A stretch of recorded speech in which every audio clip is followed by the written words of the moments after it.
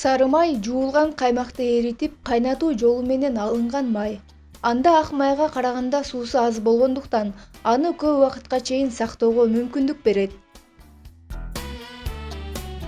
Сары майдын негизги пайдалуу касиети анын адам организминде тамак сиңирүүнүн энергиясын жогорулаткандыгы болуп саналат. Ал боорго шлак жеткирбестен тамак сиңирүүгө жардам берет. Интеллектке жагымдуу таасир берип, нерв системасына ошондой эле адамдын назик ткандарына да оң таасирин тийгизет. Ой жүгүртүү процессин, эске тутууну жакшыртат. Ал активдүү радикалдар менен күрөшөт. Ал эми аны күн сайын колдонуу организмден токсиндер менен шлактарды алып чыгат. Мал майларын же кадимки ак майды аны менен алмаштырууга болбойт. Сары майды косметикалык максаттарда колдонуу да керемет күчкө ээ. Ал теринин майда тешикчелери аркылуу тез өткөндүктөн териге жакшы сиңет.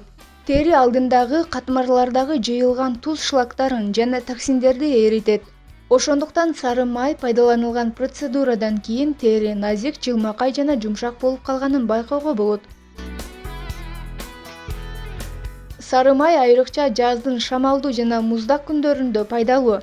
Мурундун былжырчелик кургап калганда мурундун ичин сары май менен майлап койсо, инфекциядан жана суук тийип ооруп калуудан сактайт.